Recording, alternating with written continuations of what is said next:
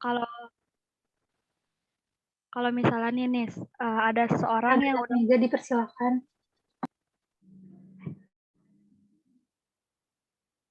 Maisi dulu. Maisi dulu. Sebentar ya, Mega. Maaf ya, Mega. Sebentar. Raise hand aja, raise hand. Biar urutannya ketahuan ya. Jadi gini nih, kalau misalnya ada orang yang positif AIDS, nah dia itu harus itu nggak sih kayak diisolasi gitu, atau dia tetap bisa beraktivitas fisik kayak orang sehat pada umumnya gitu? Pertanyaannya. Jelas nggak, Nis? Iya, jelas Maisi. Makasih. Oke.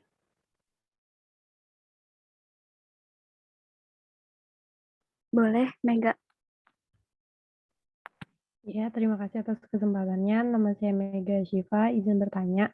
Untuk penularan HIV sendiri kan ada penularan dari ibu ke anaknya ya. Nah, penularannya ini akan secara otomatis mengalami tiap fase, entah itu prepatogenesisnya atau emang dia langsung ke kan udah pasti positif gitu, apa gimana? Ngerti gak maksudnya? Kayak tiap fasenya itu bakalan tetap berurutan terjadi atau mungkin dia langsung ke tahap patogenesis gitu. Terima kasih kelompok. Iya, Mega. Anissa Hana, boleh? Ya, nama saya Anissa Hana dan dari kelompok 1 ingin bertanya, apakah orang yang telah positif AIDS itu nggak diperbolehkan melakukan hubungan seksual lagi? Terus HIV/AIDS kan bisa menular melalui kehamilan ya ke anaknya. Nah itu kalau misalkan dia positif AIDS itu masih bisa punya anak nggak? Makasih. Baik, Hana.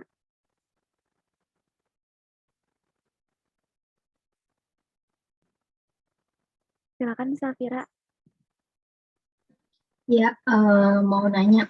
Tadi dijelasin tuh pada tahap HIV asimptomatik atau tahap kedua, itu bahwa penderita HIV itu di negara berkembang memiliki durasi lebih pendek buat terlihat kayak masih tampak sehat atau masih bisa bertahan gitu. Nah, kira-kira berapa lama sih durasinya gitu? Terus kenapa ada perbedaan antara penderita di negara berkembang atau di negara maju atau negara lainnya? Kayak gitu. Cukup jelas nggak atau perlu diulang? Cukup jelas, Safira. Jelas, Safira. Oke, makasih.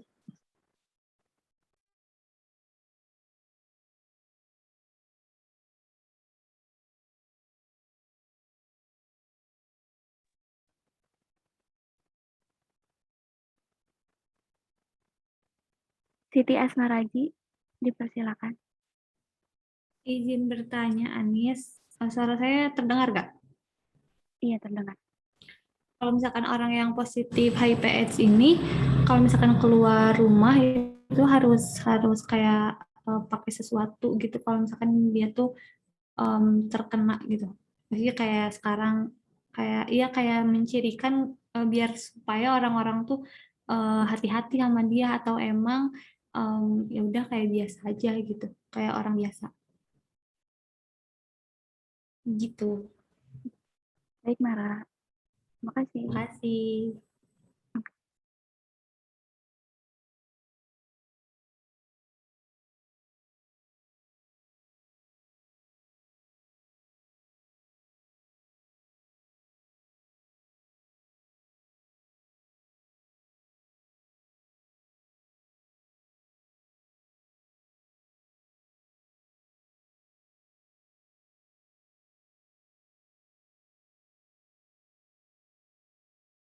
Karena sudah 5 pertanyaan, kami izin berdiskusi sebentar ya.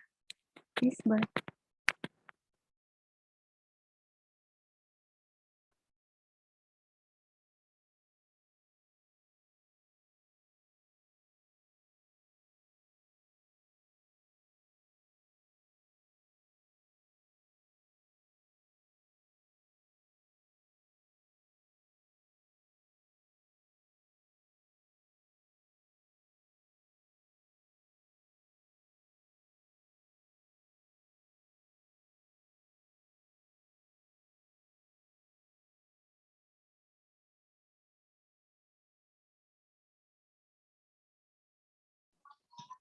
Ini emang lagi diem kan ya? Tadi soalnya Zoom saya sempat freezing. Nggak ada Iya, suara ya? Oke, Iya, oke. Miss. Oke. Lagi diskusi sebentar.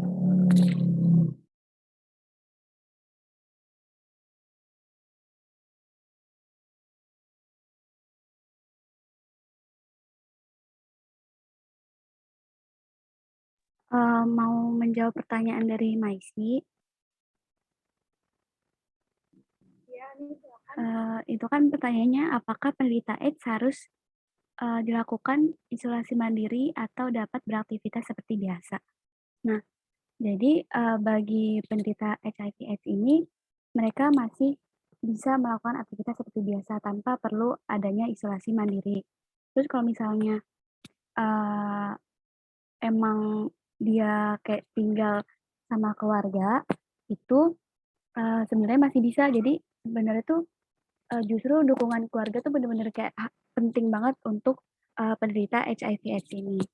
Jadi harus kalau misalnya untuk aktivitas fisik, karena penularan HIV/AIDS ini nggak segampang yang dipikirkan,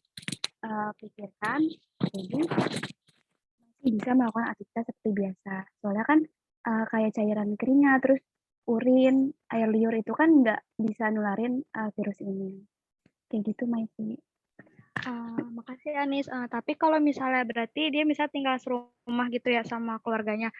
Dari keluarga sendiri itu perlu kayak ada pencegahan-pencegahan khusus apa cuma kayak yang penting kan gak ada hubungan kayak transfusi darah gitu-gitu aja atau gimana? Kalau misalnya buat keluarganya itu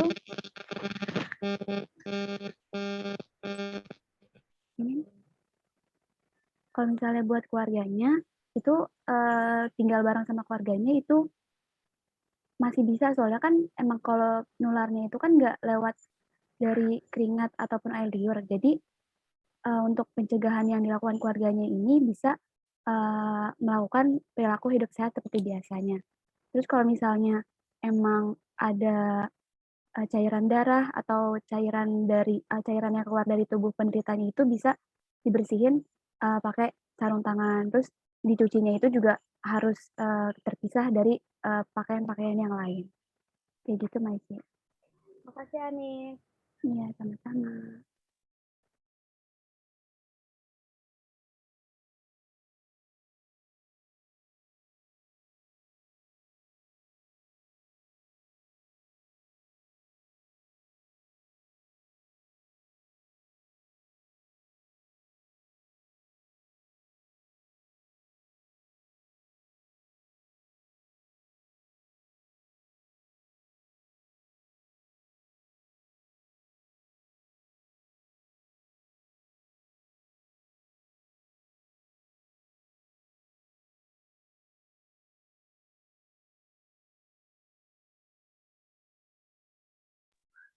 Saya izin menjawab pertanyaan dari Mega.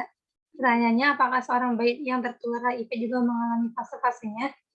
Jawabannya iya, karena bayi ini pas udah tertular HIV, dia bakal ngerasain ada gejala seperti gagal berkembang, berat badannya tidak bertambah, terus adanya gangguan sistem saraf, sama seringnya terkena infeksi. Nah, gejala-gejala yang muncul itu gejala-gejala itu bisa muncul karena virusnya itu di dalam lagi bekerja gitu. Kayak di fase-fase tadi kan saat virusnya bekerja dia menimbulkan gejala. Jadi jawabannya bayinya bakal tetap ngalamin fase-fase itu. Berarti tetap berurutan ya dari prepatogenesisnya, terus sampai ke masa jendela, terus berubah lagi ke patogenesis kayak gitunya. Iya, karena di tahap-tahap itu kan tahap dari awal virusnya masuk ke dalam tubuh. Iya, terima kasih Dalila. Ya.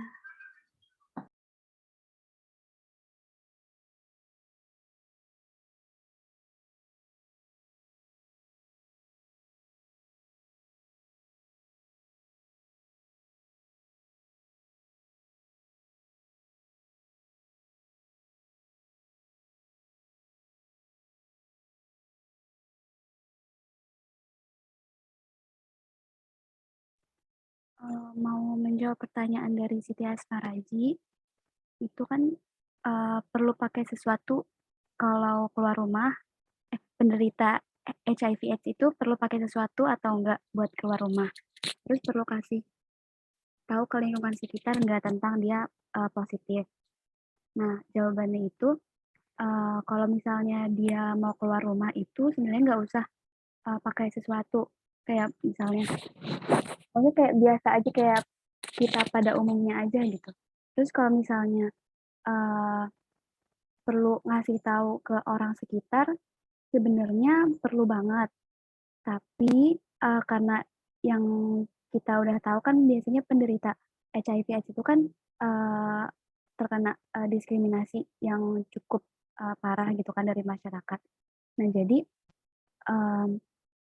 sebenarnya ada manfaatnya juga kalau misalnya si penderita HIV/AIDS ini ngasih tahu ke masyarakat sekitar, soalnya kan penderitanya ini juga butuh dukungan gitu, kayak dukungan biar dia nggak merasa sendirian kayak gitu kan.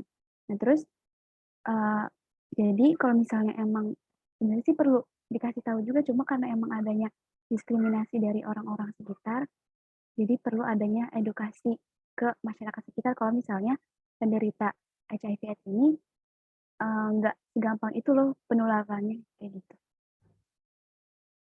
Maka cukup jelas itu Asmaraji. Oke, makasih Anis. Sama-sama.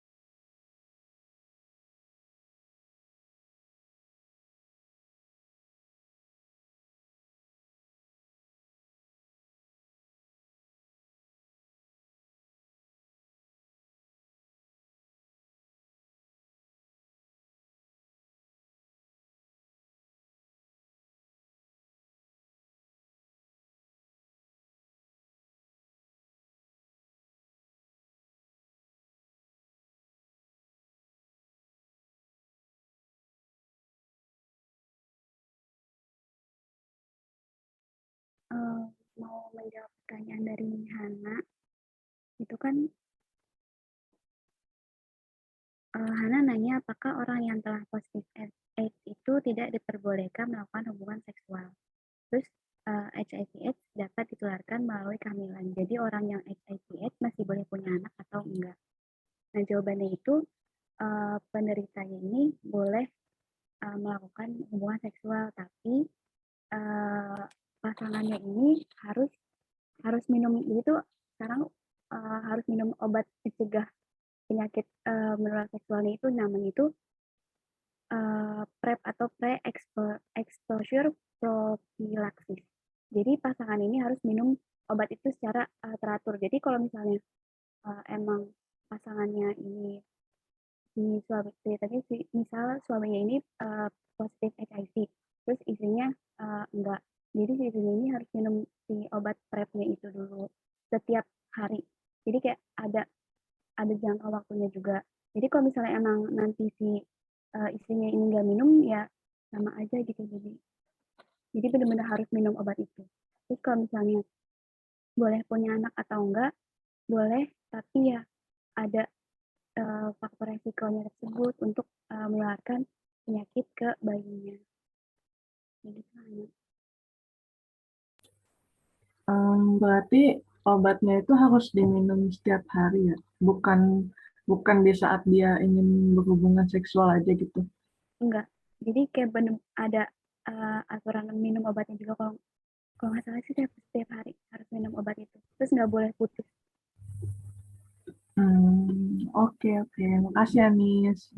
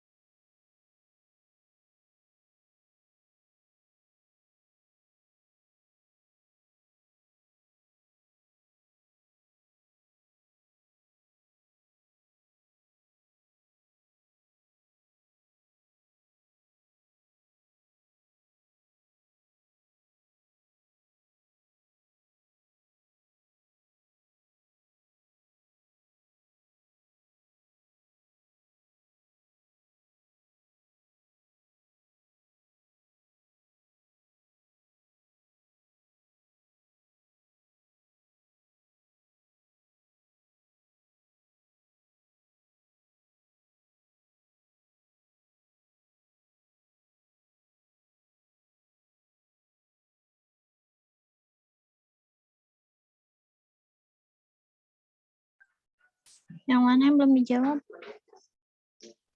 Tinggal satu pertanyaan dari Safira, Ibu. Oke. Sebentar ya. Teman-teman kalau ada yang mau nanya lagi, silakan ya.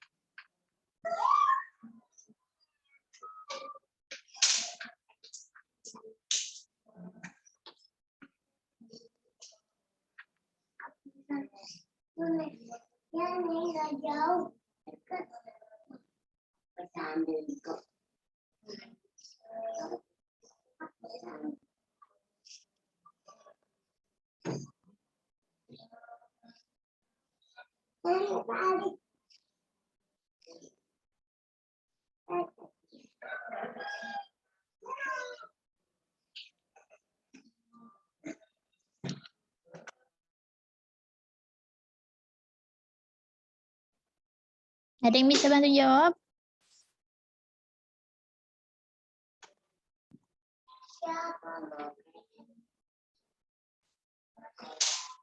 Ada?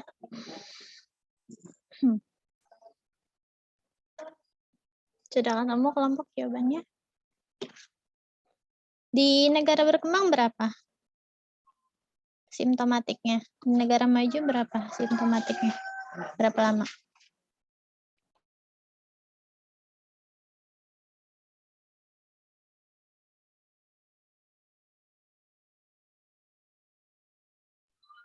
Gejala itu biasanya rata-rata 8 tahun, Miss. Tapi kalau di negara berkembang biasanya 5 tahun. Kenapa tuh?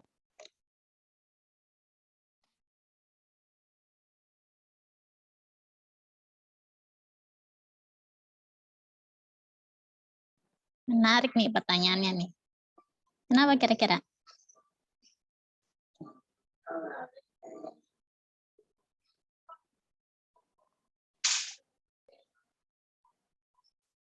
Bisa dijadikan topik penelitian tuh.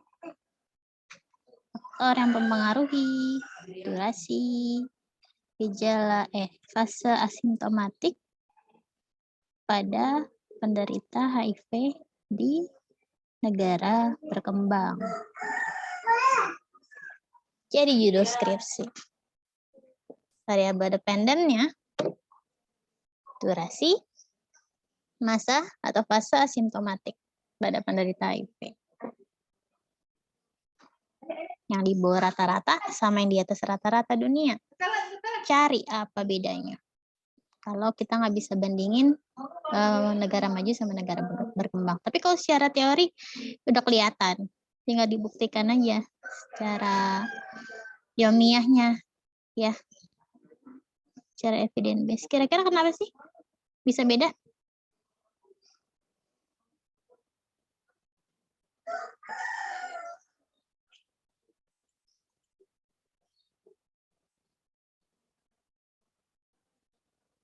Biasanya yang asimptomatik sudah ketahuan belum?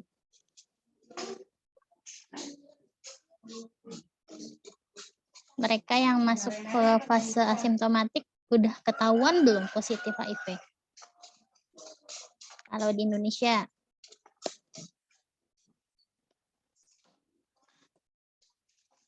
Kok diam sih? Saya nanya nih. Jawab aja semuanya, nggak apa-apa. Kita diskusi. Ya. Ini pertanyaannya menarik, bagus ya Safira nanyanya.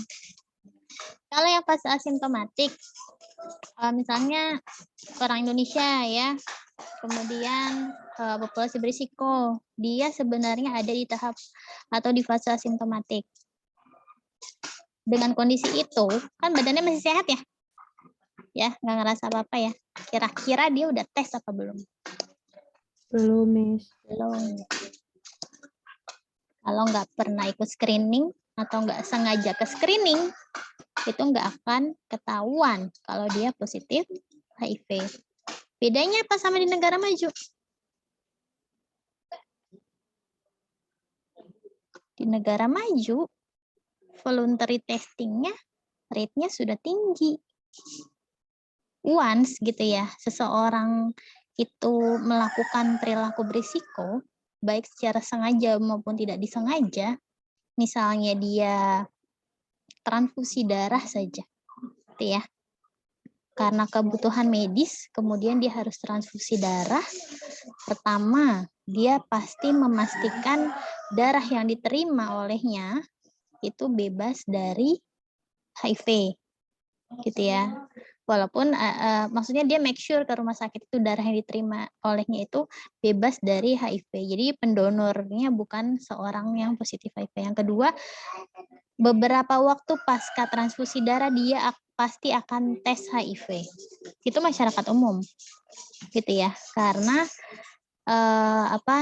voluntary testnya itu tinggi, tingkat kesadaran untuk tes secara mandirinya itu tinggi. Apa yang mempengaruhi tingkat kesadaran ini baru satu faktor nih, ya kan? Apa yang mempengaruhi tingkat kesadaran masyarakatnya lebih tinggi? Itu saya bilang baru di masyarakat umum, belum di populasi berisiko, ya, para PSK, ya. Orang-orang di negara maju itu, walaupun pekerjaannya menurut kita adalah berisiko, atau yang menurut pandangan orang timur itu berstigma negatif gitu ya pekerjaannya, tapi mereka highly educated gitu. Karena for the sake of money, gitu ya. Emang tujuannya for the sake of money gitu, dan nggak judgmental gitu. Mereka tuh nggak judgmental. Orang-orang di negara maju tuh kekurangan cuma satu, cuma rasis. Ya, cuma rasis. Tapi pengetahuan tentang kesehatannya bagus, baik.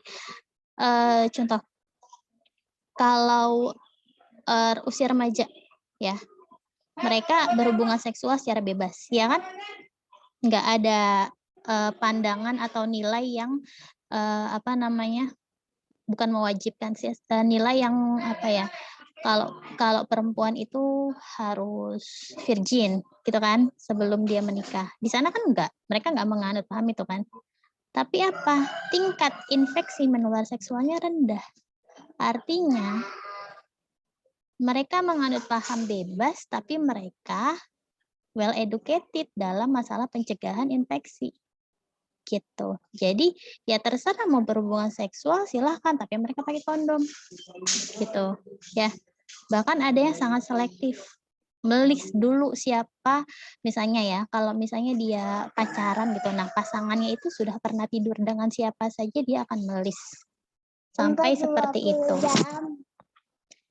Kalau di Indonesia seperti apa? Itu baru dari faktor individunya, iya kan?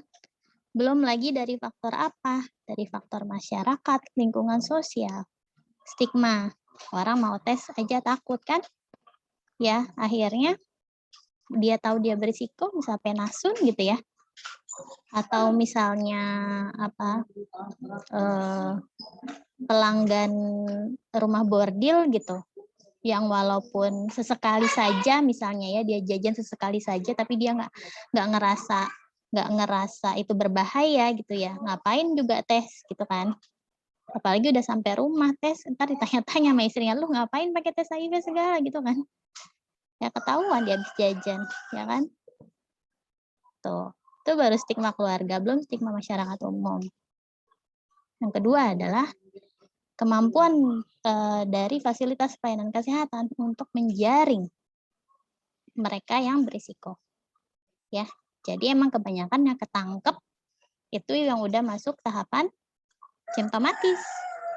Ya, udah masuk tahapan simptomatis. Banyaknya tuh TB. Orang sakit TB, HIV tuh sangat erat kaitannya. Yang sakit TB, kemudian kok nggak sembuh-sembuh nih, udah berobat rutin, minum obatnya patuh 6 bulan, kan harusnya kan kalau orangnya positif TB, kemudian dia berobat rutin tanpa putus ya, 2 minggu sampai sebulan minum obat aja tuh berat badannya sudah mulai naik lagi gitu. Kan kalau orang yang TB kan BB-nya turun drastis ya, bisa sampai puluhan kilo turunnya. Nah, ini biasanya kalau pasien yang normal di treatment 2 minggu sampai sebulan tuh berat badannya naik bertahap, naik sekilo, 2 kilo, 3 kilo. Nah, tapi ini stagnan atau bahkan cenderung turun sampai selesai pengobatan. Nah, itu biasanya baru ketahuan tuh ternyata dia ada infeksi lain, yaitu HIV. Jadi nggak tahu apakah dia HIV duluan kemudian terpapar bakteri TB kemudian jadi positif TB atau kebalikannya. Dia positif TB kemudian dia HIV gitu ya. Nah, itu. Ya, jadi memang dari tahapan diagnosis di Indonesia lebih banyak yang terjaring adalah mereka yang sudah masuk ke dalam fase simptomatik. Ya kan? Nah, yang ketiga, faktor sistem kekebalan dan nutrisi. Ya, nutrisi berkaitan erat dengan sistem kekebalan tubuh manusia. Pola makannya orang Indonesia. Ya, jadi ini dari garis pandang nutrisi secara umum, ya ada seorang ilmuwan yang pernah meneliti tentang usia harapan hidup Indonesia. Kenapa sih Indonesia itu kaya akan sumber protein alamiah gitu ya, sumber karbohidrat alami, umbi-umbian berbagai macam gitu kan. Beda sama di Eropa, mereka makannya roti mulu ya kan. Kalau kita kan karbonya banyak, nasi, ada kentang, ada jagung, ada sagu gitu kan, macam-macam kan. Ada singkong dan lain-lain. Kemudian ikan, lautannya begitu luas gitu kan, sumber protein hewan yang dari laut itu banyak sekali gitu. Ternak juga banyak dan lain-lain. Nah, ketika diteliti oleh ilmuwan itu, ilmuwannya dari negara maju. Dia bandingkan dengan usia harapan hidup orang Jepang. Kenapa orang Indonesia sumber protein hewaninya tinggi? Karena kan kalau dari kualitas kualitas tubuh manusia ya, sistem imun itu kan utamanya zat pembangun adalah protein ya. Protein. Jadi kalau anak bayi, balita itu yang dibutuhkan paling utama adalah protein hewani. Nah, diteliti oleh dia dibandingkan sama orang-orang Jepang yang juga suka makan protein tinggi ya dari sumber laut kan, ikan, kemudian cumi, udang, Jepang, Korea itu sama ya. Nah, ketika dibandingkan ternyata apa? Ternyata yang menyebabkan adalah proses pengolahan makannya. Orang Indonesia suka makan ikan laut tapi digoreng. Gorengnya pakai minyak yang dipakai berulang-ulang. Ya, sedangkan orang Jepang dimakannya bahkan setengah matang atau dicelup-celupin doang kan ke air panas. Apa namanya tuh? Shabu-shabu ya. Dibuat shabu-shabu kan. Nggak pakai minyak sama sekali gitu. Sehingga itu mempengaruhi kandungan nutrisi yang ada di dalam ikan tersebut yang dimakan oleh orang Indonesia. Dalila ngantuk, Dalila dengerin saya. Terus merem-merem soalnya. Nah, dari status gizi gitu. Jadi kadang status gizi makronya orang Indonesia diukur IMT-nya berlebih atau IMT-nya normal, tapi kalau dilihat status gizi mikronya tuh banyak yang kurang. Sehingga sistem kekebalan tubuhnya cenderung lebih lemah ya, belum lagi aktivitas fisik. Ya, tingkat kesadaran untuk bergeraknya lebih tinggi mana? Itu sebenarnya aspek kesmas banget ya, yang berdampak dampak tidak langsungnya ke mana?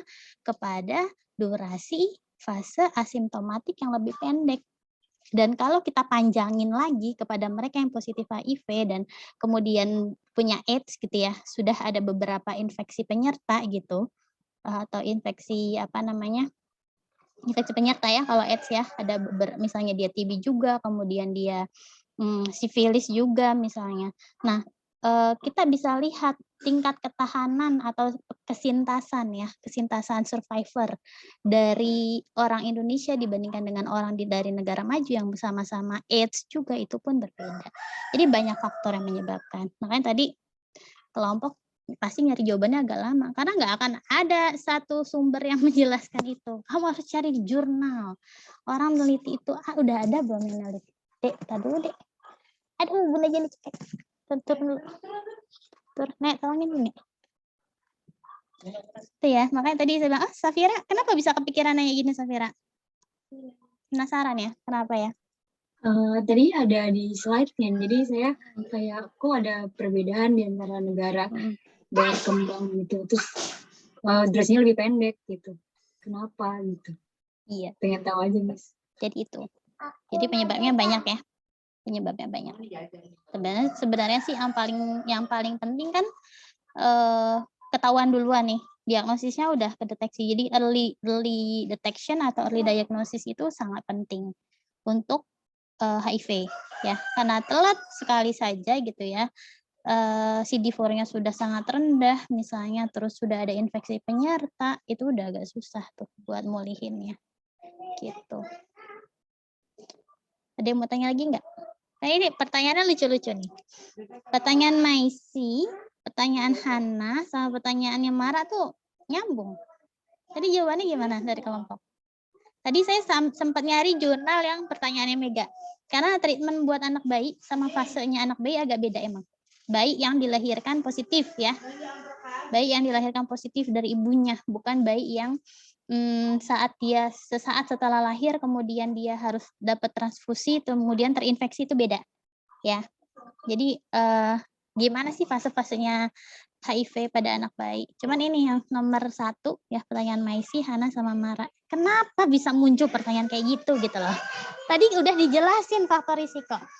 Portalnya, nah makanya nih nggak ada gambar sama sekali.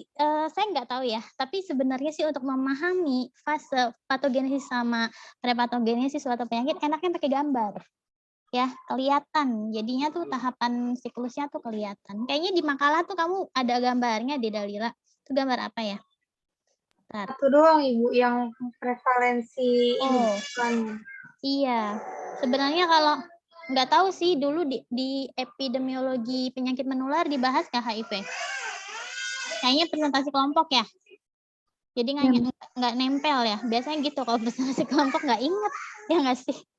Nggak inget materinya apaan. Makanya saya tuh sebenarnya agak-agak kurang suka sih presentasi. Tapi makanya ini ada yang presentasi ya saya tambahin gitu. Jadinya kamu dapat ilmunya nggak setengah-setengah. Nah, kalau tadi yang udah dicoba ditunjukin slide-nya, faktor risiko. Yang mana ya? Kalau ada yang mau tanya boleh sambil dipotong aja ya penjelasan saya. Bu mau tanya dulu boleh. Naik, bukan yang itu, atas-atas lagi deh. Bukan. Portal masuk. Jadi saya sambil nyari slide penyakit menular deh. Karena harusnya, kayaknya nih, saya nangkepnya nih pemahaman basic kamu tentang epidemiologi penyakit menular justru belum ajak gitu. Belum ajak tuh bahasa Indonesianya apa ya? Belum kuat gitu. Mana ya? Nah ini. Nih kuncinya di sini. Kayak ini yang nanya-nanya mungkin ngebayanginnya kayak COVID ya. COVID, kenapa sih pakai masker? Karena nularnya lewat udara, ya, droplet langsung masuk ke saluran pernafasan lewat lubang-lubang mata, hidung, mulut gitu kan. Yang paling gampang. Sebenarnya bisa lewat feses tapi rendah sekali, ya. Bisa lewat feses tapi rendah sekali. Nah ini. Ditularkan hanya melalui cairan. Jadi sebenarnya cairan yang berwarna bening, putih maupun merah yang ada di dalam tubuh manusia. HIV ada di semua cairan tubuh manusia. Jadi ini yang kurang nih harus sebenarnya sih kayaknya bukan di sesi ini ya yang saya minta bahas tentang faktor risiko segala macam. Kayaknya kelompok berikutnya ya. Nah, ini bukan sih. Nah, ada persentasenya ya, seberapa besar ya atau virus HIV itu paling banyak konsentrasinya ada di cairan yang mana? Cairan tubuh manusia ada apa ya sih? Coba. Oh, siapa ya? Saya ngeliat Sri sama Vidara, ingat kemarin saya nggak mau tanya dulu lah, saya tanya mulu kemarin ya. Di surveillance. Oke. Siapa Maisi? Cairan tubuh manusia ada apa aja bentuknya? Kayak darah gitu, Miss. Terus Darah. air liur. Air liur. Air apa sih? Air kecil. Air kecil apa air kecil? Sembarangan ya. Air kencing. Oke, air seni ya. Air seni. Terus coba. Taruh. Keringat. Taruh ya. Sebentar. Ini nyambung ya. Jadi saya hanya memperjelas saja jawaban dari kelompok. Oke.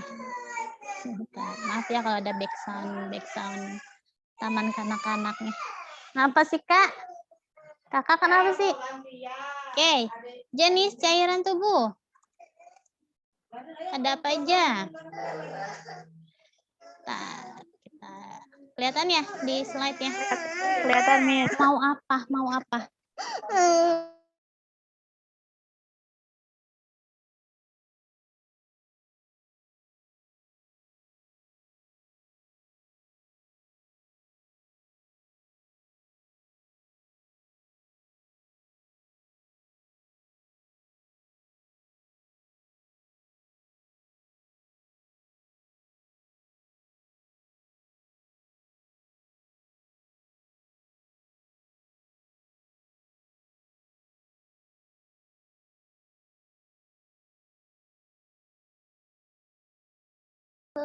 Apalagi darah, air liur tadi ya.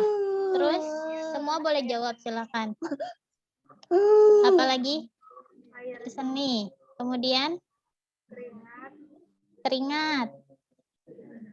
Kalau nanah masuk nggak, Bu? Nanah. Masukin aja dulu. Terus Air mata. Kalau air mani masuk nggak, Bu? air mata. Wait. Ya. Kakak. Air mani. Semen ya. Semennya ya. Semennya ya, bukan spermanya ya. Semennya. Terus apa lagi? Kalau darah sama cairan menstruasi itu beda nggak, Bu? Sama aja dia darah. Yang beda apa? Cairan? Beda lagi nggak? Kalau lendir, Miss. Lendir apa nih katanya? Lendir apa nih? Cairan vagina masuk. Lendir apa nih? Ingus gitu. Ya gitu, Miss. Fokus ya. Bisa lah. Bisa. Ada lagi? Ada lagi.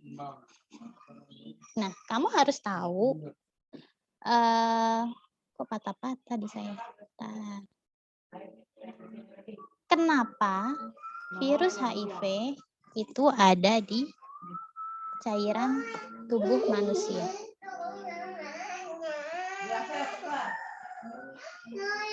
Kenapa? Ada yang tahu nggak jawabannya? Suara saya kedengaran jelas nggak? Di saya patah-patah soalnya videonya. Ada yang tahu?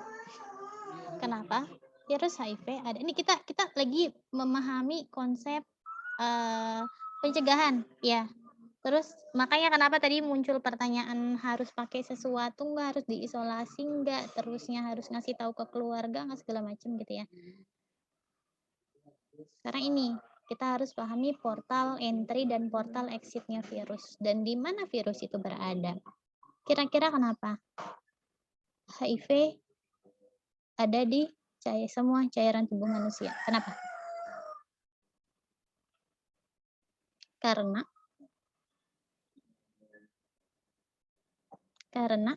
ingat, HIV nyerang siapa? Kemarin lagi ngomongin siklus hidup di 2 minggu lalu. Siklus hidup HIV loh. CD4. CD4 itu adanya di mana? Dia termasuk golongan apa itu dia? Sel apa? Sel darah putih. Sel darah putih. Sel darah putih ada di darah? Ada, Miss. Ada. Di air liur ada? Ada. Di air seni ada? Kita lagi ngomongin CD4-nya ya? Ada. Di keringat ada? Ada. Di nanah ada? Ada.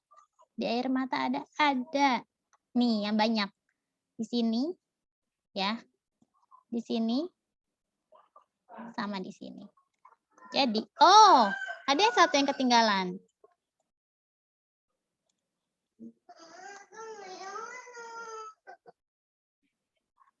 Cairan juga ya? Ya, cairan juga. Nah, saya mau ngasih tanda. Yang saya kasih warna merah. Itu bilang Am Toto, minta tolong setelin.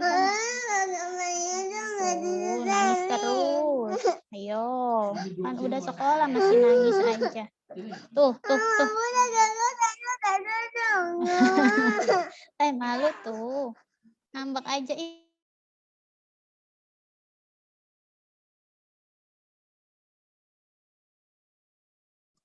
Maaf ya. Iklannya. Nah, dulu saya mau kasih warna.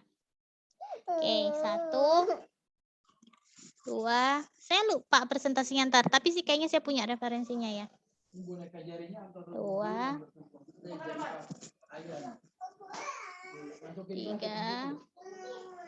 4.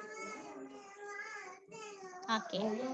Di sini lokasi-lokasi ya di mana konsentrasi virus HIV itu paling banyak terdapat pada tubuh manusia. Jadi, ya, yang perlu kita pahami adalah mode transmisi. Mode itu cara penularan. Jadi kalau konsep penularan penyakit kan ada portal exit, ya. Portal exit itu pintu keluarnya virus dari host yang sudah terinfeksi, gitu ya. Kemudian ke tahapan penularan ke host yang belum terinfeksi atau ke susceptible host ini, portal entry-nya kemana? Gitu. Kalau COVID, portal exit-nya apa? Hidung sama mulut, ya nggak? Ya nggak? Lewat droplet, ya kan? Lewat droplet. Kalau COVID, masuknya juga lewat hidung, mulut, dan mata. Misalnya ya, mata jarang sekali sih. Gitu. Makanya kenapa face shield tuh nggak terlalu signifikan untuk mencegah, ya kan? Yang paling utama adalah masker, karena utamanya lewat hidung dan lewat mulut. Gitu. Nah, berdasarkan konsentrasi jumlah virus yang paling banyak berada di dalam tubuh manusia, yaitu ada paling banyak di darah, jelas, di semen. Jadi kalau kita ngomongin air mani, itu pada laki-laki ada semen, ada sperma. Yang perlu dipahami, yang berbentuk cairan adalah semennya. Oke, bukan spermanya. Jadi jangan salahkan spermanya, ya. Yang menjadi tempat menumpang hidup bagi si virus adalah cairan semennya, kemudian cairan vagina, ya, kemudian ASI, ya, karena jumlahnya banyak gitu. Nah, kemudian kenapa bisa bayi tertular lewat ASI? Karena diberikannya secara simultan terus-menerus selama 6 bulan gitu kan, gimana nggak terakumulasi itu jumlah virusnya. Nah, tadi menyambung ke pertanyaannya sih, siapa tadi? Maisi, Mara, satu lagi tadi siapa yang nanya? Hana, Miss. Hana. Oke, tadi pertanyaan pertamanya Maisi apa? Tadi saya coba bisa di share bareng-bareng tuh bisa nggak sih? Kayaknya bisa ya. Sebelah-sebelahan gitu loh kita. Bisa nggak sih? Saya coba share screen lagi, Miss. Iya, coba share screen. Oh, nggak bisa. Nggak bisa? Iya, you can. You cannot. Tadi dulu deh. Mana ya? Kayaknya sih pernah bisa gitu. Sebelah-sebelahan gitu kita. Oke, saya stop dulu deh. Nah, saya stop. Silakan coba di-share. Saya lupa caranya gimana. Coba silakan di-share. Tadi pertanyaannya.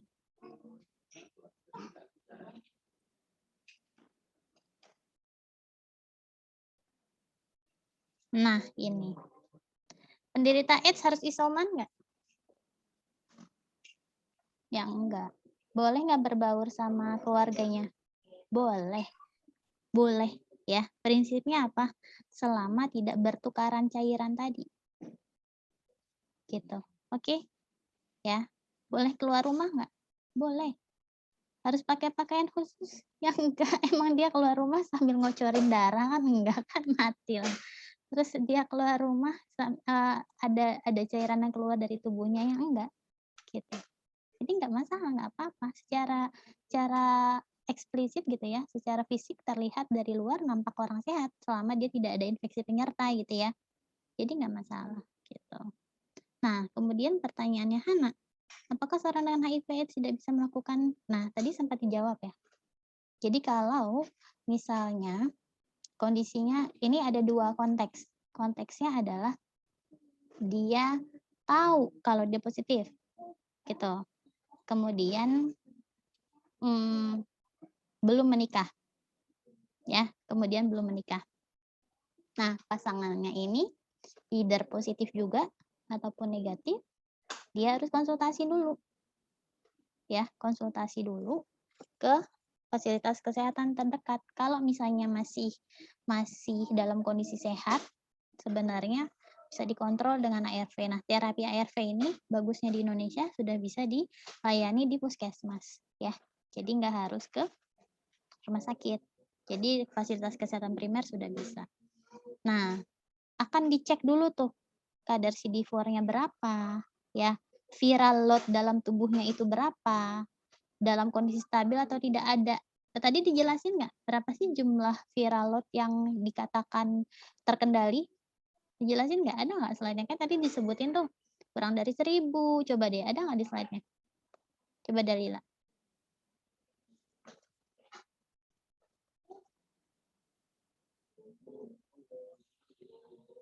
Tadi tuh. Itu apa tuh? Bawah. Bawah lagi. Nah, ini ya. Nah, ini kaitannya sama fase infeksi, ya kan? Fase infeksi. Kalau kita lihat di sini, kamu nanti tolong ditambahin ya, dicari ya. Jumlah viral load yang dikatakan terkendali itu berapa, sehingga seorang yang baru dalam fase HIV, ya, entah dia fase laten, gitu kan, dan belum masuk fase, kalau udah masuk fase infeksi kan biasanya sudah ada AIDS-nya ya, sudah ada penyakit penyertanya ya, gitu. Nah, itu berapa sih jumlah viral load yang dikatakan terkendali sehingga dia boleh melakukan hubungan seksual. Ya, jadi biasanya diperiksanya nggak cuma di darah, tapi juga di spermanya kalau dia laki-laki gitu ya, dan juga di cairan vaginanya kalau dia perempuan. Dan dengan catatan tadi betul kata Anisha, Yanai harus mengonsumsi antiretroviral sepanjang hidupnya. Dulu masih tidak terjangkau harganya, tapi sekarang negara kita sudah mensupport ya, ada dari APBN dan juga ada bantuan dari luar UNAIDS kalau tidak salah, itu untuk mensuplai antiretroviral secara gratis kepada penderita HIV positif. Jadi tidak terbebani biaya lagi gitu ya. Jadi nggak ada alasan sebenarnya ya buat nggak berobat gitu. Selain stigma tadi. Jadi sebenarnya kendala kita tuh masih stigma. Makanya targetnya 3-0 ya, zero discrimination salah satunya itu masih belum tercapai ya, masih belum tercapai. Itu yang menjadi penghambat early detection sebenarnya salah satunya itu. Karena orang masih takut stigma. Nah, kemudian kalau misalnya keduanya, apalagi kalau keduanya sama-sama positif gitu ya. Nah, dia juga harus mengonsumsi. Tadi note-nya, kalau pasangannya tidak positif, tidak perlu minum antiretroviral. Oke. Ya, kalau pasangannya tidak positif, tidak perlu minum antiretroviral. Tapi kalau keduanya positif, harus minum antiretroviral. Kalau misalnya kondisinya dalam fase viral load yang cukup tinggi, maka ditahan dulu tuh. Nggak boleh. Sama sekali nggak boleh berhubungan demi mencegah terinfeksi pasangannya gitu ya, demi mencegah tertular penularan HIV pada pasangannya gitu. Tapi kalau misalnya dua-duanya sudah positif, kemudian bisa tidak punya anak. Pertanyaan berikutnya kan begitu ya. Nah, itu bisa. Tapi dengan catatan itu kedua-duanya kalau sama-sama positif harus dalam kondisi terkendali, baik viral load-nya maupun CD4-nya kadarnya masih tinggi gitu. Jadi kan ini si virus sama CD4 perang-perangan kan, mana yang jumlahnya lebih banyak gitu kan. Kalau misalnya kondisinya virusnya lebih banyak daripada CD4-nya orang itu, maka sistem imunnya akan drop. Nah, itu nggak boleh. Tapi kalau misalnya mampu ditekan, maka ada ketentuan secara medis yang memperbolehkan mereka memiliki anak. Seperti itu. Jadi betul-betul dalam pemantauan khusus. Nanti kalau tidak salah akan ada tahapan sesi yang kita akan berdiskusi tentang program PMTCT, ya, Prevention of Mother to Child Transmission. Di situ nanti saya harap kelompok akan membahas dengan detail bagaimana sih trik-trik atau upaya-upaya untuk mencegah terjadinya penularan HIV dari ibu ke anak sejak dalam kandungan, gitu ya. Terus tadi pertanyaannya Mega apa? Saya lupa. Bayi ya? Nah, bayi tuh jadi gini, saya agak lupa ya, screening bayi yang ada di Indonesia tuh sekarang gimana. Jadi sebenarnya kalau ibu dari di Indonesia nih ya, saya ngomongin di Fasiankes pemerintah, saya nggak tahu kalau di swasta karena beda standar. Seingat saya dulu waktu saya hamil anak pertama, saya nggak dites HIV. Karena saya ANC-nya antenatal care-nya di rumah sakit RSIA gitu, rumah sakit swasta ya. Tapi pas anak kedua saya ke puskes. Saya mau bandingin gitu kan. Nah, di puskes itu dilakukan ANC, pemeriksaan darah. Cuman itu yang saya minggu lalu kayaknya bilang ya. si Bumilnya nggak dikasih tahu gitu mau tes HIV, udah diambil darahnya aja kan, ya nggak tahu tes apaan aja gitu, taunya tes HIV kan. Biasanya kalau hasil labnya udah keluar 1 kali 24 jam sih udah keluar ya. Terus kita ngambil ke lab, hasilnya kita bawa lagi ke bidan gitu kan. Kan yang handle Bumil kan bidan ya kalau di puskes ya. Nah itu karena saya penasaran, saya intip. Belum ke bidan saya intip itu suratnya, kan di strapless ya, saya buka aja bodo amat kan, akhirnya saya buka, waduh, jadi yang dites itu HIV sama IMS, sifilis sama gonore, ya. Jadi puskes kita sudah oke banget gitu.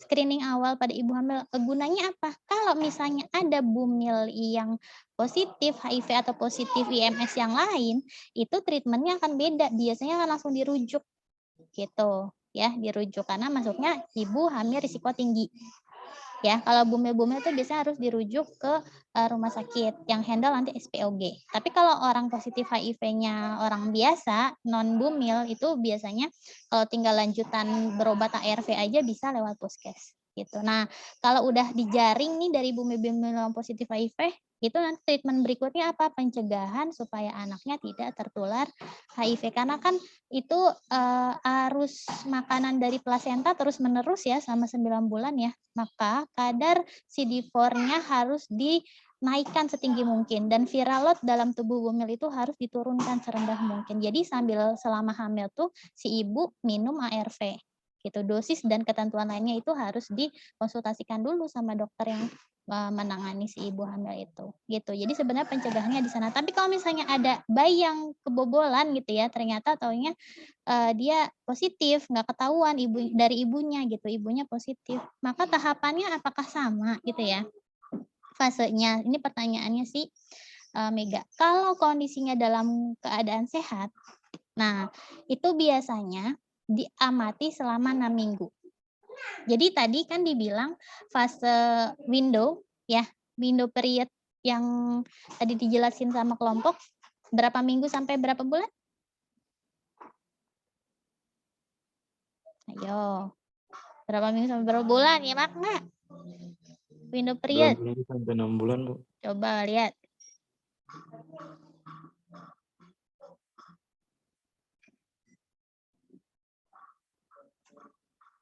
Nah, 2 minggu sampai dengan 6 bulan. Sebenarnya window period itu tuh di atas tuh ada ya, membutuhkan 5 sampai 10 tahun. Ada yang kalau dia sistem imunnya bagus gitu ya, ada yang dia masuk window period sampai 10 tahun gitu. Jadi enggak mutlak 6 bulan. Nah, pada bayi cenderung lebih singkat.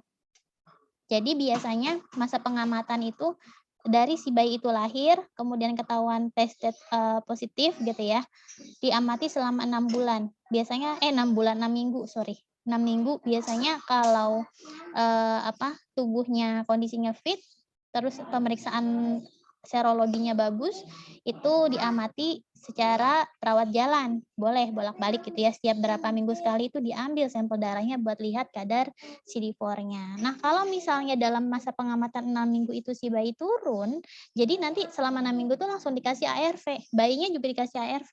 Ya, saya nggak tahu bentuknya seperti apa, apakah bentuknya suntik atau bentuknya sirup gitu, tapi nggak mungkin dikasih kapsul atau tablet ya, nggak mungkin kan kalau bayi dikasih itu kan, tuh, atau dia bentuknya puyer yang dicairkan atau apa gitu ya. Intinya ketika positif dia langsung dikasih ARV. Nah, kalau misalnya early detected kondisi sehat, maka fasenya bisa lebih panjang gitu ya. Dia nggak akan masuk ke dalam fase klinis si bayi itu. Tapi kalau terjadi perburukan cepat, ya banyak memang bayi yang terlambat terdiagnosis, biasanya ada gejalanya. Kalau bayi itu di minggu-minggu pertama dia sudah mulai infeksi mulut, sariawan, nggak sembuh-sembuh gitu. Si ibu nggak ngeh nih, sariawan nggak sembuh-sembuh, dikiranya kenapa gitu ya. Taunya ternyata dia terinfeksi HIV. Kemudian gejalanya apalagi, saya dapat jurnal bentar. Tadi dulu ya, ada gejala khusus. Nah, recurrent infection. Apa saya? Tadi dulu deh, tadi dulu. Dan pneumonia yang paling sering. Jadi kan salah satu penyebab kematian tertinggi pada bayi itu pneumonia, ya kan? pneumonia pada bayi. Nah, pneumonia pada bayi itu ternyata faktor risikonya adalah si bayinya positif HIV. Ini melar, ntar dijahit dulu sama nenek.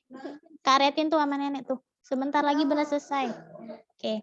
Nah, pneumonia. Kemudian ada lagi, bentar saya lihat ya, meningitis. Nah, meningitis dan kemudian sepsis. Sepsis itu adalah kondisi di mana ketika dicek laboratorium ya, darahnya si bayi itu ternyata kadar infeksi bakterinya tinggi. Jadi itu udah AIDS, si bayinya udah AIDS dalam kurun waktu beberapa minggu saja. Jadi beda-beda sekali. Itu makanya ketika si bayi ditemukan kondisi sehat, langsung dikasih ARV, jangan sampai masuk ke tahap klinis atau tahap AIDS-nya. Begitu ya. Jadi beda dan akan dijadikan prioritas utama. Karena kalau angka kematian bayi, ada bayi meninggal di suatu negara, itu saya udah ngomong belum ya? Udah saya jelasin belum tentang usia harapan hidup kaitannya dengan angka kematian bayi? Belum ya? Bentar dulu.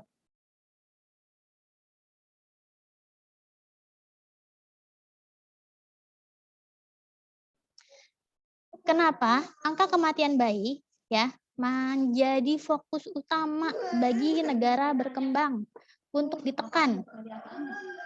Kenapa? Ini ngomongin EPID nih, usia harapan hidup kaitannya. Usia harapan hidup cara ngitungnya gimana sih? Dasar kependudukan udah dapet.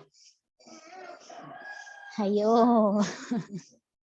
Piramida bukan, Miss? Piramida, cara menghitung usia harapan hidup suatu negara. Mana yo?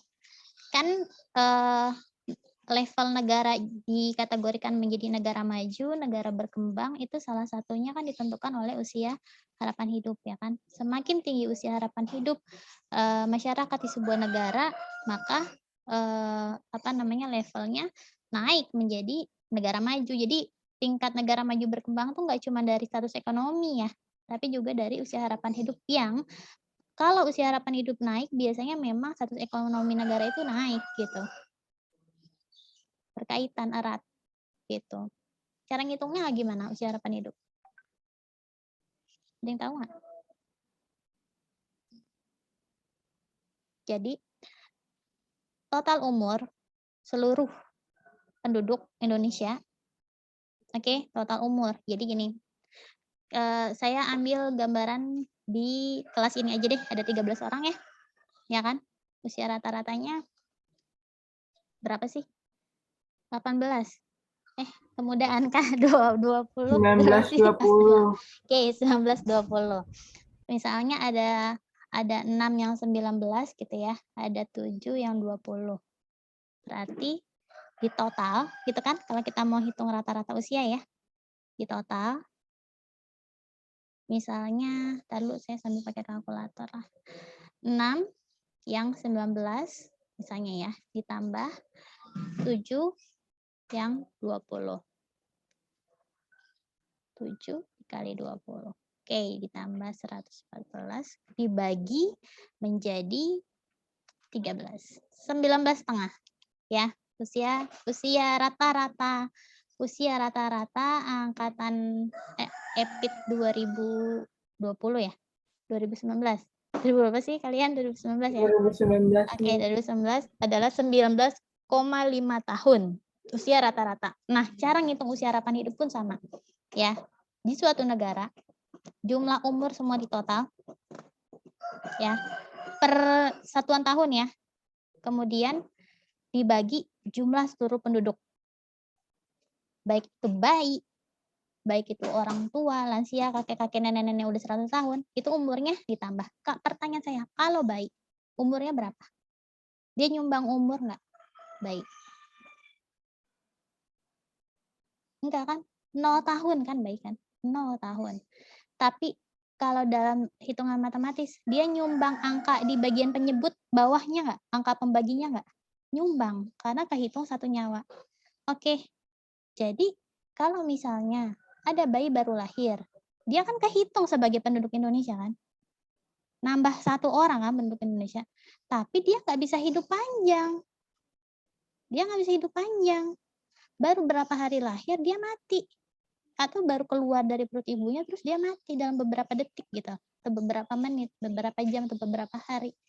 Kan dia nggak nyumbang umur ya, dia hanya menyumbang nyawa gitu, hitungan nyawa. Artinya apa? Kalau jumlah penyebutnya semakin besar, hasil pembaginya gimana? Makin kecil atau makin gede? Makin kecil. Makin kecil, gitu ya, makin kecil, gitu. Jadi kalau ada bayi yang mati, belum sempat dia merasakan hidup dalam usia bertahun-tahun, kemudian dia meninggal dunia, itu dia hanya menyumbang jumlah penduduk tapi tidak menyumbang total umur. Ya, jadi sangat cepat menurunkan usia harapan hidup suatu negara. Jadi kenapa angka kematian bayi itu menjadi concern utama untuk diturunkan, gitu. Ya, jadi biasanya negara-negara berkembang itu pasti sama negara miskin, angka kematian bayinya masih tinggi. Tuh ya, baiknya apa? Infeksi. Salah satu infeksinya HIV, walaupun tidak banyak. Ya, HIV. Tapi kalau infeksi pada bayi itu banyaknya apa sih? Pneumonia. Ya, kemudian diare gitu kan. Kalau dulu ada tetanus. Tetanus masih tinggi karena emang dari segi higienitas alat kesehatannya masih kurang baik kan.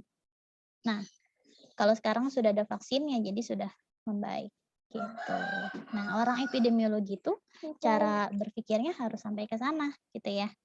Ya, jadi ternyata peran kita besar loh buat negara kalau kita bisa menerapkan dengan baik gitu. Maka pemahamannya pun harus komprehensif. Jadi saya ingin tekankan cara penularan, portal masuk, portal keluar, tahapan riwayat alamiah penyakit itu bukan hanya suatu ilmu yang harus dikuasai oleh tenaga medis. Kita nakes non medis kan, ya kita yang nakes non medis yang bekerjanya di ranah preventif sama promotif juga harus paham sehingga tahu upaya pencegahan apa sih yang paling tepat.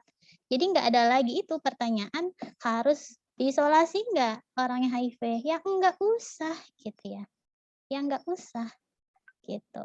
Terus saat kamu ngelihat awal-awal COVID itu fenomena orang bikin inovasi, bikin face shield yang berbagai macam rupa, itu kalau kamu paham pasti kamu ngakak ketawa, lu kurang kerjaan apa nyari duit gitu kan. Ya nggak ngaruh buat mencegah penularan COVID gitu. Kenapa? Ya masih masuk itu udara terbang gitu kan ke saluran pernafasan. Mata bukan menjadi portal utama, yang menjadi portal utama adalah hidung dan mulut. Artis-artis di TV misalnya ya, cuma pakai face shield doang gitu kan, terus dia ketawa terbahak-bahak, dikira nggak nyebar itu virusnya, nyebar lah. Gitu kan. Itu kalau kita paham konsep portal entry sama portal exit setiap penyakit menular, itu kita akan tahu bagaimana cara mencegah yang benar. Itu ya, kayak gitu. Jadi seperti itu. Kira-kira ada yang mau ditanyain nggak? Kita masih punya sekitar 10 menit lagi. Ya silakan Indonesia.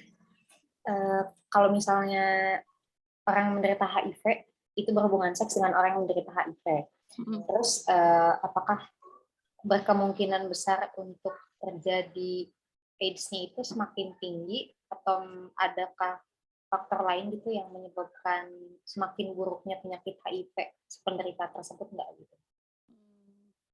Kalau dari hasil riset yang ada sih enggak ya. Cuma potensi untuk bertukaran tipe virus itu bisa. Ya kalau kita ngomongin kemarin variasi genetik ya.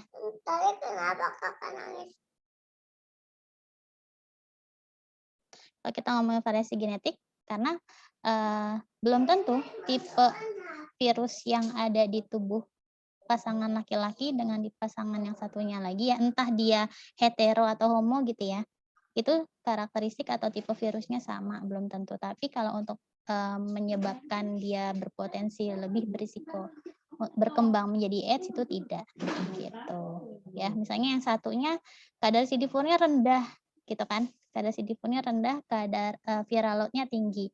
Pasangan yang satu lagi cenderung lebih stabil misalnya ya, CD4-nya tinggi, viral load-nya rendah, terus mereka berhubungan yang nggak masalah gitu, nggak masalah karena dua-duanya sudah positif. Karena kan sistem imun nggak bisa ditularin kan, Karena yang kalaupun misalnya virus yang dari pasangannya itu masuk ke tubuh pasangannya yang masih CD4-nya tinggi, ya akan dilawan gitu kan sama CD4. Kayak gitu. Jadi tidak signifikan. Kalau sudah dua-duanya positif ya, yang perlu difokuskan apa, masih tetap bisa berhubungan, tapi itu tadi tetap harus minum obat. Dua-duanya. Gitu. Oke, Ibu, makasih. Terima kasih Anisha. Oke, ada lagi yang mau ditanyain?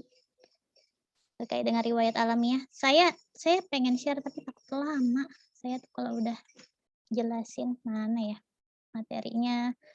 Prof. Nungki, jadi dulu saya belajar epidemiologi penyakit menular dari ahlinya, sekarang sudah meninggal orangnya. Prof. Nungki itu ahli penyakit menular. Ngajar, sudah pakai tongkat gitu ya. Jalan tertatih-tatih, sudah hampir Alzheimer, tremor dia kalau ngomong. Jadi kita kalau duduk paling belakang tuh nggak kedengeran, harus cari. Pokoknya datangnya cepet-cepetan deh, duduk paling depan gitu. Saking pengennya dapat ilmu. Sekarang sudah meninggal, baru meninggal beberapa bulan lalu. Sambil kalau ada yang mau nanya silakan, saya sambil nyari dulu materinya Prof. Nungki di mana ya. Kok Prof. Nungki, Prof. Nuning, epid penyakit menular. Harusnya sih kamu dapet sih waktu epid penyakit menular.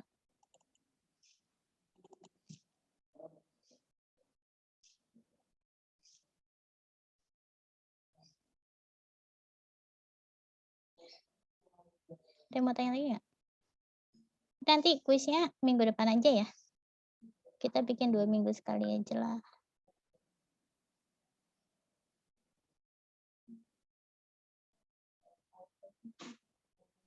Miss mau tanya. Kan salah satu penularannya ya HIV itu dari cairannya yang darah itu ya, Miss. Kan bisa dari luka misalnya orang punya luka terbuka ada darahnya. Terus ada orang lain yang nyentuhnya gitu.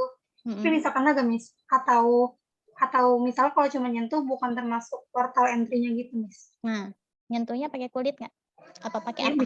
Misalnya nggak pakai APD gitu, Miss, langsung dari kulit ke lukanya itu. Nggak apa-apa. Kulitnya nggak ada luka tapi ya. Ada Miss yang punya HIV ini misalnya yang orang sehatnya megangnya pakai kulit, maksudnya langsung kena ke lukanya. Kulit biasa kan, tapi dia misalnya dia perawat nih, let's say ya dia perawat gitu ya, mengobati pasien HIV yang terluka misalnya, terus dia nggak pakai APD, nggak pakai gloves atau apa gitu, terus dia menyentuh dengan tangannya misalnya ya, lagi ngelapin lukanya pakai kapas atau apa, itu nggak masalah, karena ada portal exit tapi tidak ada portal entry gitu ya, ada portal entry-nya. Berbeda dengan misalnya pasangan berciuman bibir ya, pasangannya yang positif punya sariawan gitu ya. Nah, saat berciuman bibir ada risiko tergigit tidak? Ada risiko terluka tidak? Daerah mukosa pertama, mukosa mulut itu lebih tipis daripada kulit luar, ya kan? Artinya tegores sedikit, dia akan lebih mudah terluka gitu kan. Jadi di situ portal exit-nya ada, portal entry-nya kemungkinan besar bisa terbuka. Gitu. Jadi kalau intensitas ciumnya itu beberapa kali gitu ya, lebih sering atau lebih lama, itu bisa tertular. Tapi masih jauh lebih jarang dibandingkan hubungan langsung ya. Terus pertanyaan saya, kita lagi ngomongin portal entry, portal exit. Kenapa tadi kan dibilang ya bahwa persentase di tahun 2019 itu paling banyak pada laki-laki. Terus pas kita lihat kelompok berisikonya ternyata LSL. Ya, LSL. Kenapa LSL lebih banyak? Ada yang tahu nggak? Tahu LSL ya? Apa LSL? Sofian Saleki, LSL apaan Sofian? Laki six like you. Laki? Six like you. Oke. Atau G ya, kita sebutnya G. Kenapa sih LSL lebih berisiko? Ini kita lagi ngomongin portal entry, portal mungkin exit juga. Karena ini Bu, dari... Tapi gimana ya jelasinnya? Gimana? Ya kan ini, jadi kalau kita belajar ilmu IMS ya, infeksi menular seksual, emang ada topik-topik yang sensitif kan, yang nggak masalah kan, semuanya sudah dewasa semua. Jadi tujuannya mau mencari ilmu ya, bukan bahas-bahas yang Iya, Bu. udah apa-apa disebut aja. Jadi dulu saya juga waktu ikut kelas EPIT-AIDS sama Prof. Mondastri dulu ya, waktu S2.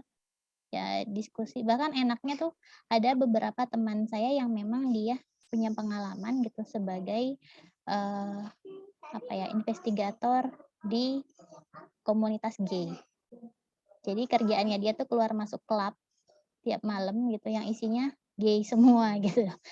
Emang dia kerja di LSM HIV/AIDS, pencegahan HIV/AIDS, pendanaan dari Australia kalau nggak salah. Nah, jadi kata dia setiap saya masuk ke klub itu, Prof, gitu kan, itu bau sperma langsung menyeruak seantero ruangan katanya, dan itu ya itu di Indonesia gitu ya. Jadi kalau misalnya teman-teman suka lihatnya di film-film barat yang agak vulgar gitu, di Indonesia udah ada yang kayak gitu.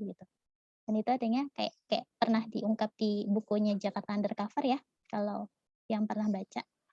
Ya ternyata LSL di kita banyak. Dan yang sulit dijangkau adalah yang high class. Ya, LSL high class itu lebih susah dijangkau. Pertama, tempatnya itu unreachable. Nggak bisa kayak lokalisasi yang suka digerebek-gerebek di patroli itu yang low level ya, itu patroli itu nggak berani ya gerebek tempat-tempat yang high level gitu. Nisa Hana ketawa aja. Iya, itu yang menjadi satu tantangan sebenarnya buat orang-orang public health gitu. Jadi nggak ketahuan. Sebenarnya kita tujuannya satu, mau mencegah, terserah lo mau ngapain gitu kan, yang penting playing safe gitu kan ya, yang penting playing safe gitu. Nah ternyata banyak dari kelompok LSL itu yang tidak playing safe, entah karena tidak paham atau mungkin karena paham tapi merasa tidak puas kalau playing safe gitu. Dan ternyata kenapa mereka lebih berisiko untuk terinfeksi. Jadi ketika terjadi kopulasi ya, kan kalau LSL kan nggak ada pintu masuk alami ya, beda sama heteroseks ya. Ya kan kalau heteroseks yang memang sudah diciptakan jadi tempat pintu masuknya gitu kan, sudah fit gitu, sudah fit artinya sudah disediakan. Dan kalau bertemu ya memang tempatnya di situ, sehingga kemungkinan terjadinya pergesekan dan lesi atau luka itu rendah gitu. Beda dengan LSL. LSL itu depan belakang kan, ya kan? Safira lagi mikir, membayangkan. Nggak apa-apa, ya kan? LSL itu depan belakang, yang artinya kan harusnya tempat keluarnya feses ya, kotoran kan. Pertama itu, ya. Pertama tempat keluarnya feses. Yang kedua, pembuluh darah kapiler di daerah anus itu lebih banyak. Jadi kalau terjadi dorongan paksa, dia akan pecah. Gitu ya, dia akan pecah. Sehingga apa? Portal entry-nya lebih mudah terbuka. Gitu. Dan ya tidak ada cairan pelumas alami kan di anus kan? Gitu. Jadi ya pasti kalau didorong paksa dia akan luka. Kita pup keras aja luka ya nggak sih? Ya kan, pup keras aja luka, bisa dibayangin gitu. Makanya kenapa kelompok LSL ini yang paling banyak terinfeksi. Gitu ya, terkait dengan portal entry sama portal exit tadi. Itu yang juga perlu dipahami oleh kita para ahli kesehatan masyarakat. Jadi upaya untuk pencegahannya sebenarnya harusnya fokus ke sana. Itu ya. Dia mau tanya lagi? Sudah 2.40 sih. Yang enggak ada di slide boleh dicatat ya. Mudah-mudahan bisa nambah wawasan kalian jadinya. Saya izin bertanya, Miss. Iya, Anisha, silakan. Tadi kan Miss bilang kalau misalnya yang LSL itu kan ituannya kan depan belakang, itu maksudnya gimana? Sedangkan kan kalau misalnya dia hubungan seksualnya sama perempuan bisa jadi masuk ke dua-duanya gitu. Oh, kalau gitu. Tapi kan kalau sama perempuan hetero biasanya kan emang depan belakang. Ada yang kayak gitu. Mungkin ada tapi sebagian kecil ya. Kalau LSL mau nggak mau depan belakang kan Anisha. Maksudnya saat dia berhubungan gitu ya. Nah, ya lewat anus gitu. Ya nggak? Mau lewat mana lagi coba? Paling sama oral, ya kan? Marah. Geli, jangan dibayangkan. Itu kalau kita lagi bahas ini ya belajar untuk terbiasa ya, karena bahasannya bukan untuk bahasan yang lain gitu. Nah, oral pun sama berisiko ya, oral pun sama berisiko gitu. Nggak cuman HIV tapi juga infeksi menular seksual lainnya seperti gonore, sifilis ya, apalagi sampai yang sudah bergejala seperti muncul bintik, nanah segala macam gitu kan. Nggak semua aware gitu ya, nggak semua orang aware dengan kesehatan reproduksinya mereka. Jadi yang ditanyain Anissa gimana maksudnya? Yang itu tadi kan hubungan itu kan yang lewat depan belakang itu kan kalau LSL itu kan kalau depannya kan itu kan penisnya, terus yang belakang itu kan anusnya. Terus kalau misalnya hubungan yang hetero aja kan dia ya, punya vagina sama anus, itu kan kadang ada yang mau dua-duanya gitu nih. Oh iya, memang sih berisiko juga kalau dia melakukan hubungan dengan cara demikian. Tapi kebanyakan yang hetero ya sudah cukup gitu ya. Hubungan depan saya sudah cukup gitu. Kalau yang hetero ya kan, paling dengan variasi lain. Tapi kalau sampai depan belakang itu jarang. Frekuensinya lebih sering pada yang LSL gitu, Anisha. Makasih, Mam. Ya. Ada lagi? Yang mau tanya lagi silakan. Nurnida, ngucap-ngucap mata ngantuk kah? Udah habis sih waktunya 2:43. Mungkin udah ya, kalau nggak ada yang tanya lagi kita cukupkan ya. Kita beri applause dulu untuk kelompok ini. Selamat. Jadi silahkan makalahnya ditambahkan ya. Nah saya sebenarnya pengen nge-share cuman waktunya tuh udah nggak cukup. Mungkin di minggu depan tolong diingetin saya ya. Saya mau jelasin tentang siklus riwayat alamiah. Pakai gambar ya supaya teman-teman lebih paham, buat nambahin aja sih. Tuh, kemudian hasil Turnitinnya kelompok sudah lumayan 33%, tinggal diturunin dikit lagi ya. Udah saya share di di Google Drive di foldernya kelompok 3 boleh. Yang kelompok sebelumnya udah dibenerin belum? Tolong kabari saya ya, boleh lewat Anisha. Kelompok 1, kelompok 2 kalau sudah ada perbaikan supaya saya bisa cek ulang Turnitinnya lagi. Gitu. Baik, mungkin cukup sekian ya, silakan ditutup oleh kelompok. Baik, sekian presentasi dari kelompok 3. Kurang lebihnya mohon maaf. Assalamualaikum warahmatullahi wabarakatuh. Waalaikumsalam warahmatullahi wabarakatuh. Waalaikumsalam warahmatullahi wabarakatuh. Terima kasih ya kelompok ketiga dan tolong disiapkan untuk kelompok berikutnya. Baik, kita tutup dengan membaca hamdalah bersama. Alhamdulillahirrabbilalamin. Sampai bertemu minggu depan. Jaga kesehatannya semuanya. Assalamualaikum warahmatullahi wabarakatuh. Waalaikumsalam warahmatullahi wabarakatuh. Saya meeting ya. Terima kasih. Yo, terima kasih.